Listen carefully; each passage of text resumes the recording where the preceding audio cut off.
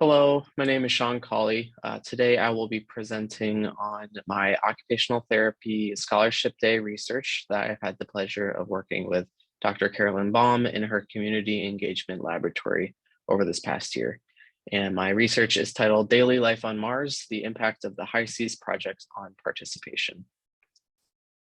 So as progress towards the goal of achieving a human spaceflight to Mars continues, a majority of previous research has focused on identifying and mitigating the effects of long-duration spaceflight to enhance the performance of crews throughout their mission.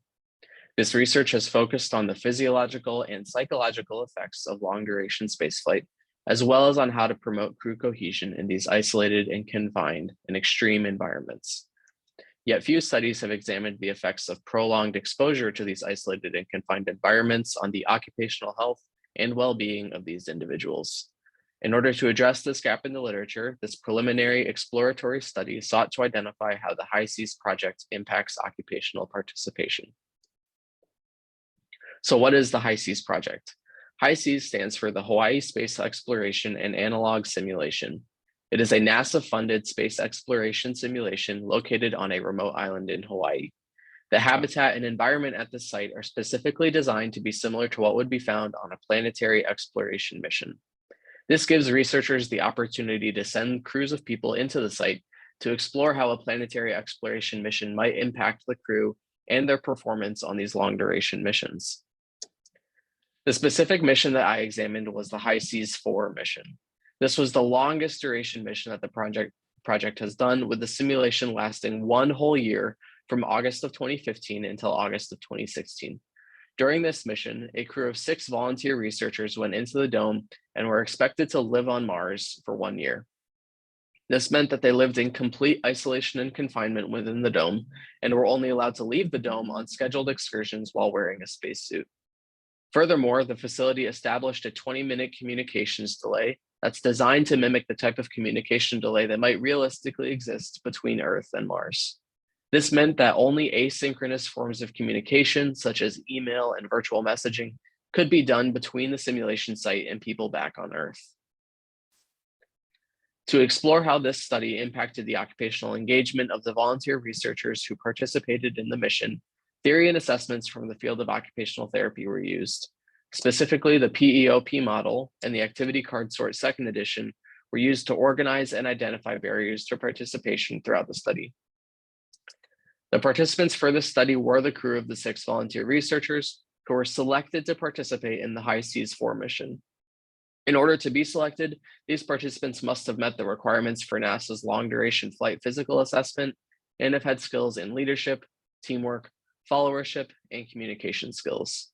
Along with this, participants also needed to have at least 2 years of related professional experience in order to volunteer for the study. I also want to add a disclaimer here that throughout the presentation, you will see photos of the High Seas 4 crew. However, I will not be disclosing the names of the participants, and these photos were retrieved from public access sources.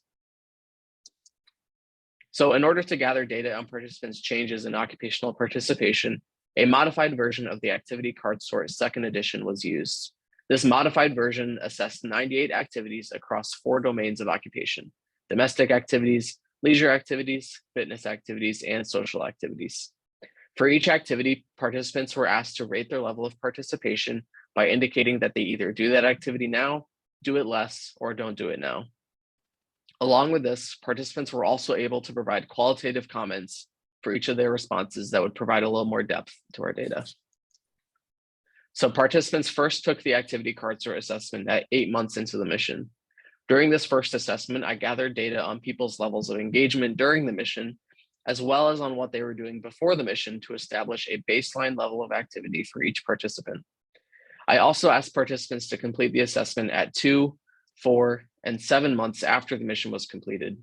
This means that I was able to monitor their patterns of activity engagement, not only during the mission, but also as people returned home and reintegrated back into society. So to explore the occupational engagement of the High Seas 4 crew, we have to ask ourselves, what activities were disrupted? Why were they disrupted? When were they disrupted? And how can occupational therapy help? To organize the raw data that I received, I created heat maps for each participant that allowed me to track individual activities throughout the course of the study. These heat maps allowed me to identify specific patterns of activity engagement that further informed my data interpretation. So here's an example of a heat map that was made for one of our participants. This shows their patterns of social activity engagement. The green spaces mean that they did the activity at that time, yellow means they did it less, and red means that they did not do the activity at that time. Using this information, you can see here that the activities were categorized based on their pattern of engagement. So for this participant, I identified some activities that were only disrupted during the mission and resumed afterwards, some activities that were eliminated during the mission and not resumed afterwards for the course of our study, other activities that were disrupted only after people returned home, and still some activities that were maintained throughout the course of our study. Along with these heat maps, I also determined each participant's percent change in the number of activities that they were engaged in compared to their pre-mission baselines. You can see each individual participant's results in the various colors, as well as the average results for our sample displayed in the thicker black line. You may also notice that I only have 5 participants displayed here. That's because we did not have enough data on the 6th participant to include them in our descriptive results. Along with this, you may also notice that participant number 3 and 4 have dotted lines in their data. This is because we did not have data for them available at 4 months after the mission. So the dotted line shows the trend between 2 and 7 months. And lastly, participant number 5 here, we did not have data recorded for them at 7 months after the mission. So that green line for participant number 5 is cut a little bit short. So the figure here that we're seeing is displaying social activities throughout the study. We can see that during the mission, participants experienced disruption to their social activities, which makes sense given the amount of social isolation that they lived in. However, after returning home, most participants continued to experience some level of disruption to their social activities. One barrier that participants described as limiting participation in social activities was the isolated and confined environment they lived in. However, occupational therapy can help by creating preparatory programs that would allow us to identify crucial social supports and facilitate an asynchronous communication schedule that would ensure that people are staying involved in the lives of loved ones back home. Along with this, occupational therapy can also establish group social events for the crew itself. This programming could improve access to social opportunities in the dome while also facilitating an improved cohesion amongst the crew. After the mission, one barrier that continued to limit participation was changes in social structures that occurred while people were away on the mission. For example, some participants had children that were born during the mission while others lost relationships. These changes impacted the kinds of social activities and events that they were involved in after coming home. And so to address this, the recommendations that I provided to improve social opportunities during the mission would actually help here. This would allow participants to be continually involved in these changes and ease that transition phase, as well as help them identify social supports to assist in that transition. Next, we can look to leisure activities. So from this figure, we can see a somewhat similar trend. During the mission, people experienced disruption to their leisure activity engagement. And after they returned home, some were able to return towards near baseline levels of activity, while others continued to experience disruption to their leisure activities. During the mission, we actually noticed that some people described starting new leisure activities because of the lack of variety in leisure that was available to them in the dome. However, barriers that contributed to activity disruption included the isolated and confined environment, as well as a lack of interest amongst the crew in general shared leisure activities. In order to improve access to leisure activities during the mission, programs and surveys can be done that would help us identify the crew's specific preferences for leisure and to facilitate access to those activities during the mission. Along with this, other leisure activities can also be modified that would promote participation during the mission. After the mission, people described that financial limitations were a barrier to engaging in leisure. In order to help here, occupational therapy can be involved with creating programming that would promote and utilize social capital that individuals might have to engage in leisure, as well as identify critical resources that would help them further facilitate a return to participation. Along with this, group programming can also be done for the crew so they have an opportunity to gather together, share their experiences, and learn from one another as they go through this re-entry process. So moving on to fitness activities, here we can see that during the mission, everyone except for participant number 5 experienced disruptions in their fitness activities. Participant number 5 here is a bit of an outlier because at their baseline, they were involved in a relatively low number of fitness activities and were able to maintain these activities during the mission. However, after they returned home, they decided to pick up some new fitness activities, which is why we're seeing such a dramatic percent change increase in their data. However, for the rest of the crew, we can see that during the mission, they experienced activity disruption and continued to experience disruption to their fitness activities after they returned home. A primary barrier that limited fitness activity participation during the mission was the lack of variety of equipment and the confined in space in which they had to engage in fitness activities. Occupational therapy can help by modifying the environment that would provide greater access to a variety of meaningful fitness activities. And furthermore, the use of alternative modes of activity, such as virtual reality, can be explored that may allow for participation in fitness activities that otherwise would not be possible.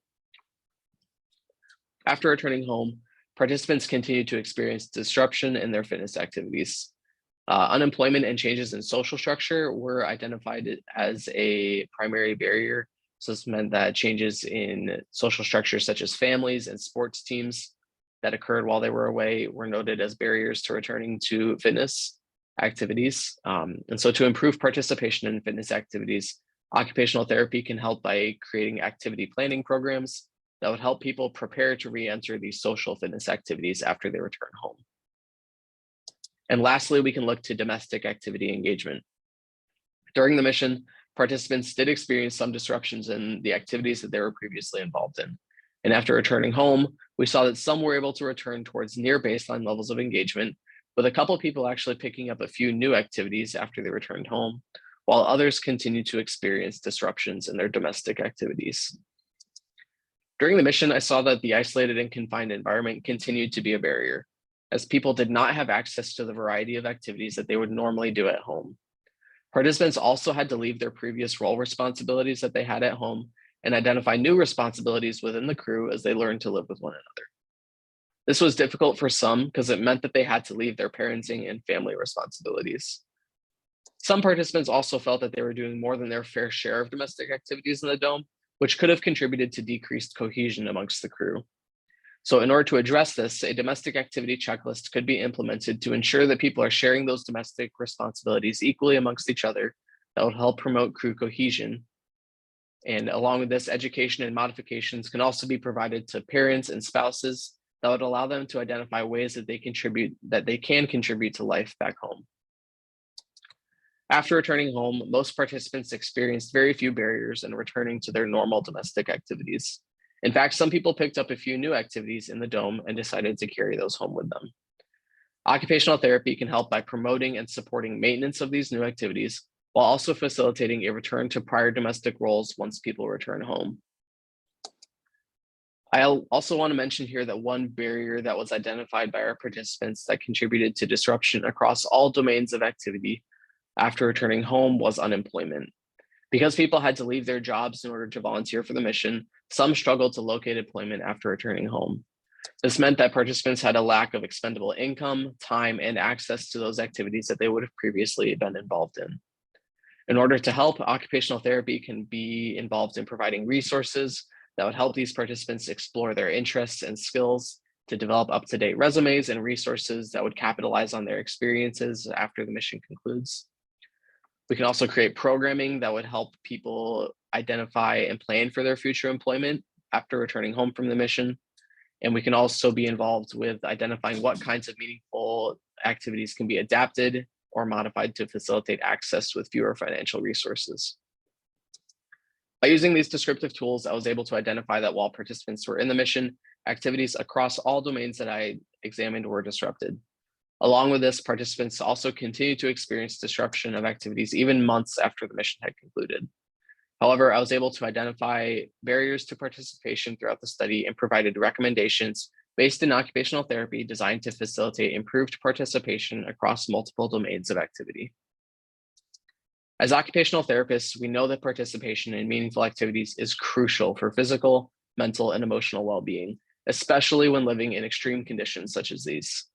The suggestions I've provided here demonstrate that the field of occupational therapy can be involved to improve the health and well-being of astronauts both during and returning home from life on Mars. There are a few references, and thank you all for your attention. I want to give a special thanks to Dr. Carolyn Baum and Dr. Stephen Lau for their continued support and guidance over this past year in preparing this project. I also want to give a special thanks to Dr. Carolyn Baum and Dr. Shana Gifford for their initiative and insight to gather this data on the High Seas project that allowed me to explore this area of occupational therapy in the first place. And I also want to thank the members of the Community Engagement Lab for their support and feedback on this project over the past year. It's been a pleasure working with you all, and please feel free to reach out to me if you have any questions. Thank you for your time.